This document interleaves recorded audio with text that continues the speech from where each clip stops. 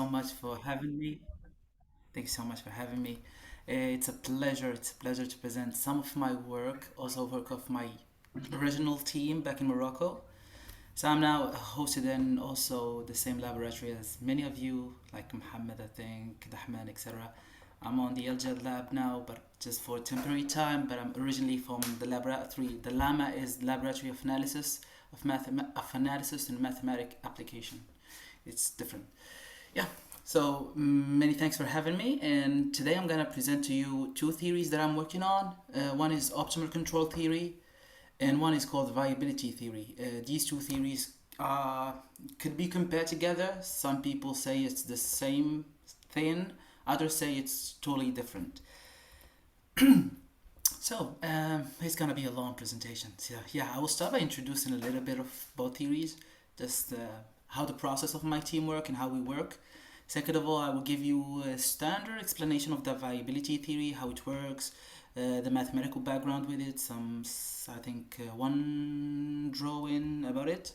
Then the optimal control theory, I try to give you the official notations, meaning the official theorems and how it's supposed to look like. But how we use those things are gonna be left after that. And the theory is good, but we need to apply it in something to make it more valuable, more beautiful. So we have three different applications I worked on and my team worked on. The first one is fishery management. I'll be explaining a few models, both in viability theory and optimal control theory, how it works. And we can open discussions because it's not a stagnant thing. Everything moves out. So we can talk about anything about fishery management. The second one is application epidemiology, meaning COVID, pox, a lot of diseases are modeled, and we can use optimal control theory, also viability theory, and both of them. I'm going to give some examples too, and also open to discussion.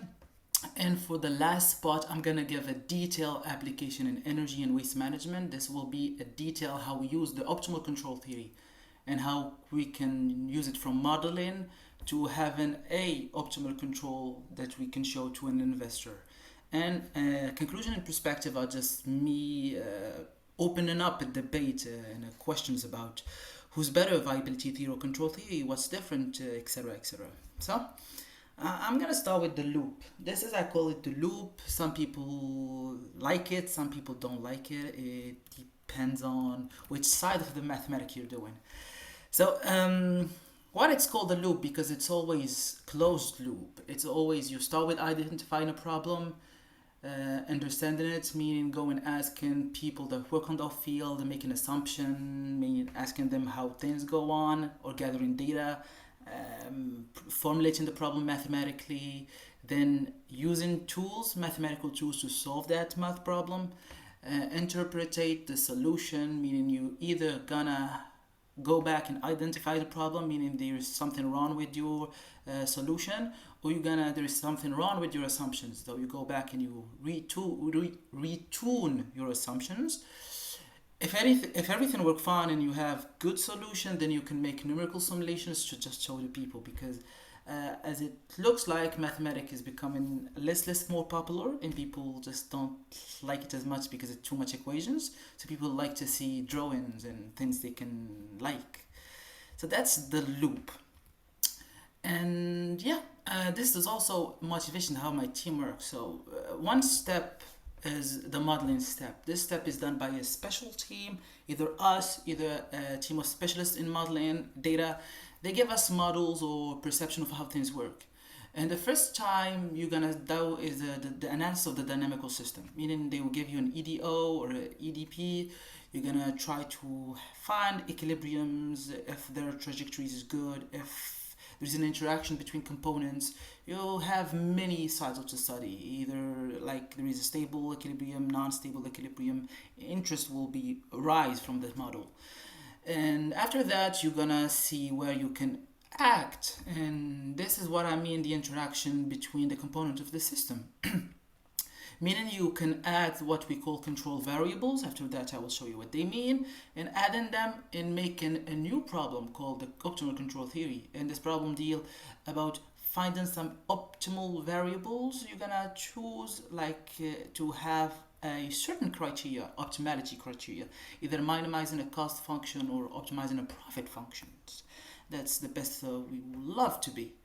And after that, there is what we call the viability theory. The viability theory is something that is as much recent as 91. I mean, it's so much recent.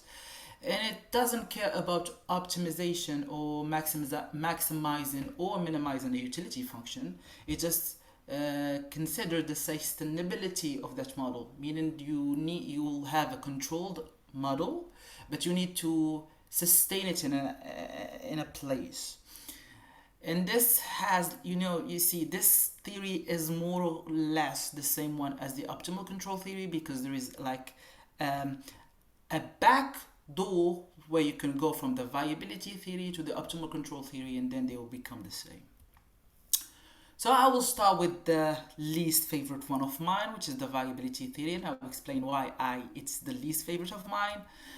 So the viability theory is just the study of a controlled dynamical system. And I guess everyone knows what a dynamical system, where we have a dynamic that's followed, and a controlled one, it's where we have a few variables, 2, 3, depends on how much we want to control that system. And those variables are called controlled because we have the possibility to give them any value we want. And these values exist in a set that's called the viability constraints, meaning that we force them to be in a set, either compact, either a convex set. We don't care at the first moment, but when we start the theory, we will see.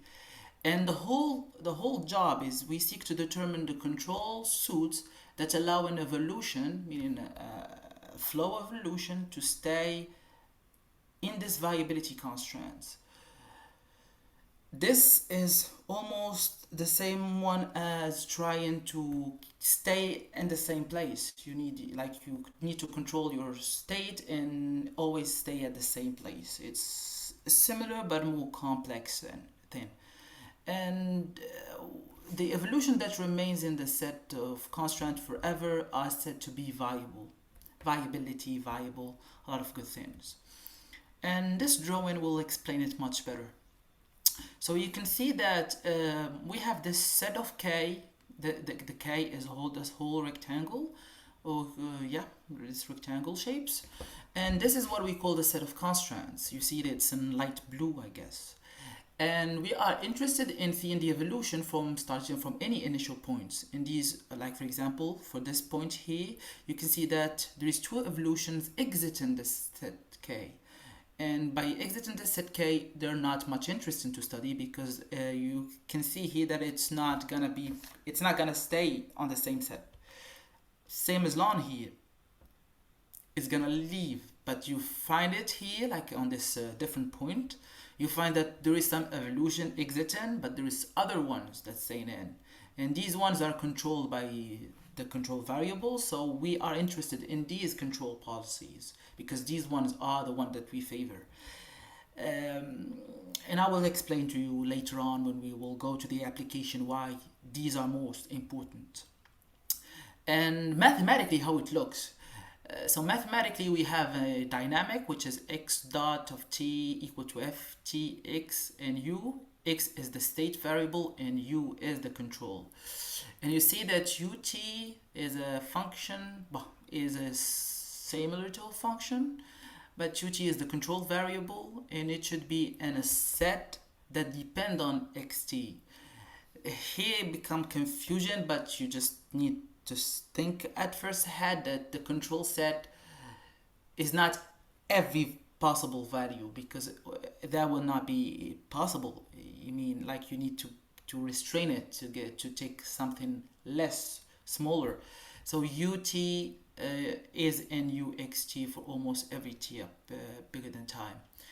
And the problem here, you see, the theory is that in the book of Jean-Pierre Robin, he was excellent in giving us a system like this and just telling us we're gonna change it to a multifunction or a differential equation. I mean that x dot t is an fxt and fxt is the set of all the functions xt ut such that ut is in this. And now we will work with this dynamic. And the originality of the viability theory is to be interested in controlled systems subject to the viability constraint.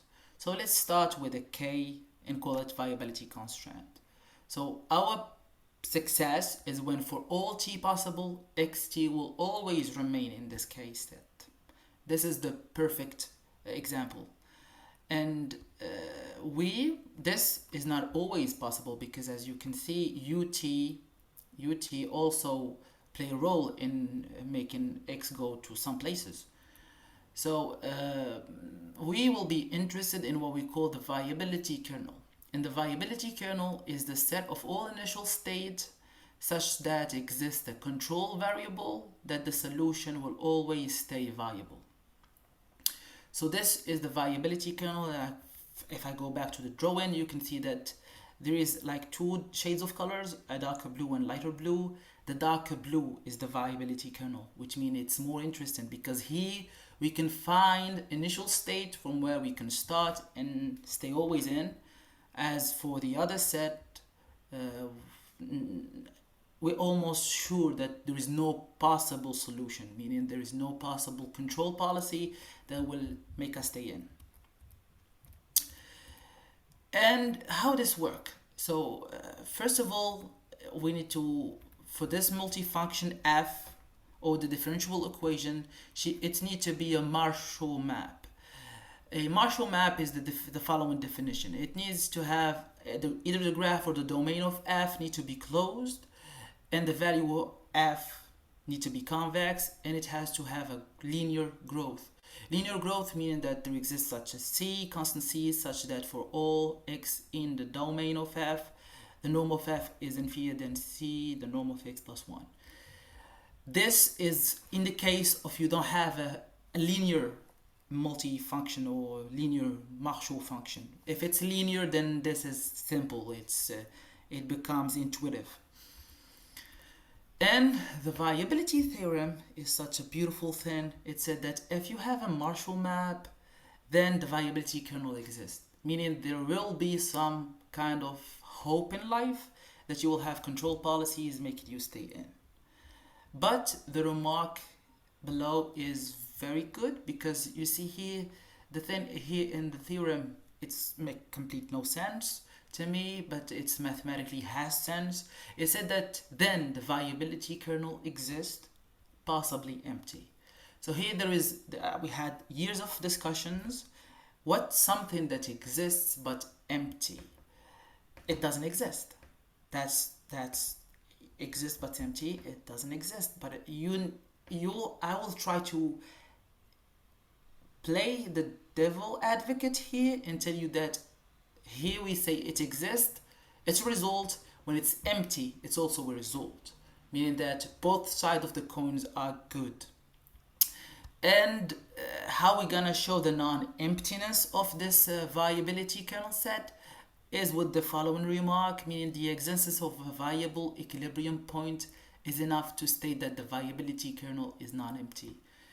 Here it's gonna be total confusion for people who are not very into this theory, because what does mean a viable equilibrium point, and I will showcase that later on when we talk about an application. But a viable equilibrium point is the one that is inside that set K. And that's pretty much it for the viability theory. It's a simple one. You need just to show that, if we're gonna be honest, you have a system, control system, you just need to find the darker blue set. If you don't find it, it's a result. If you find it, it's a result. But you need to find it. And then it's a hard work. Sometimes it's easy, sometimes it's just impossible. And now we will move on to more simple. For me, the one I like the more is the optimal control theory. And why it's simple? Because it mathematically has more utility. You can use it, you can see it, you can apply math to it. It's not more about imagining or having doubt about things. So in addition to a control problem, we get ourselves a problem of minimizing among all the solutions of any system connecting two dots, meaning x0 and x1, we should find a trajectory which minimizes certain cost functions. This is how the optimality works. It's optimal because you need some optimality, and optimality comes here, for example, for minimizing the cost function, CTU. And the cost function also always depend on capital T. Capital T mean the time of work, meaning the finite, either the horizon work, either we work on a finite horizon time or an infinite horizon time that I will explain later. And U is the control variable because it depends on it. And such trajectory, if it exists, is said to be optimal for this cost. The existence of optimal trajectory depends on the regularity of the system and the cost. For general statements, I will give you after many books that state all the theorems. And also, it's possible for an optimal control does not exist in the class of controls considered, but exists in a more larger space. Meaning that sometimes we're so unlucky to choose the set of control as so small that no optimal exists in that set, and it exists in a much bigger set. So we need to how can we say this? Make our conditions more leaner, meaning we should not be so strict about the conditions. And this is called Liouvrentive phenomena, and it can be seen also in another book, and I will share it with you later. And the optimal control theory is always built upon the maximal principle of Pontryagin. It's an amazing tool that we use, and it's pretty much a fun way to use it. So we consider a controlled system, meaning this to be a controlled system, you need the three components. You need time, you need a state variable, and you need a control variable. So the state variable here, it's shown, it's xt, and the control variable is ut, and t is for the time. And you can see that we consider firstly a function f that's supposed to be c1, and the control u need to be measurable and bounded application defined over a range. And let m0 and m1 be two subsets of Rn. They will be subset of space where x exists. And note U, the set of admissible controls U, who associated to the trajectories connecting these 2 points, M0 and M1. And let's suppose that TU, the time TU, is lower than time EU. And this I will explain later what it means. In addition to that, we should find what we call a cost function. So the cost function, it should be the integral, meaning the summation if we are in a discrete version. If we're in a continuous version, it's the integral from 0 to t, f0 txgs, plus here it's another cost function, which is for the terminal value, meaning what happens in time t, gt, xt. And here it's the same thing. We are going to choose the best kind of possible, the most well-known conditions, meaning C1, and the control is always a measurable bounded application. So the following optimal control problem is considered to determining a trajectory connecting 2 points, M0 and M1, and minimizing also the cost. Here it's a problem, you see, the finite time can be fixed or not, meaning that t can be either a fixed time or can vary with respect to time. If the control ut associated to the trajectory is optimal, then there exists an application. We call it P. It goes from 0 to capital T to Rn, and it's absolutely continuous, and it's called the adjoint vector. Here we call it the adjoint vector, but to make it more easy, I call it the co-state. So there is the state and there is the co-state, because they're linked together, and you're gonna understand why. Here, for example, for any real, we're supposed to start with a p0, it's inferior than 0, such that the pair p and p0 is non-trivial. As such, for almost all t, we have this equality, xt equal to this one and pt equal to this one. One case you should know about this P0, what we call is non-trivial, is the P0 should not be equal to 0. If it's equal to 0, then it's trivial. It becomes non-interesting to study, to be honest, because then you will have just, yeah, there is no cost function. However, when in more cases, when we maximize, we take P0 equal to -1. When we minimize, we take it equal to 1. It's just something that we will get used to after that, and we're gonna see it when we do the application. And here we're gonna define what we call the Hamiltonian of a system, and it's the scalar product of P, which is the costate, multiplied by the Ft. If you're gonna see, Ft is the derivative of the state, so it's the scalar product of the costate with what the derivative of the state is supposed to be, and we add to that P0 multiplied by the cost function. F0, if you don't remind it, it's what's inside the integral, which is inside the cost function. And if P0 equal to 0, for example, you can see that if P0 equal to 0, then like for example, the cost function doesn't affect this. The cost function isn't in the Hamiltonian, meaning it doesn't have a power, meaning what's the purpose of cost function, to be honest. In here, you're gonna see the whole system, what it's called the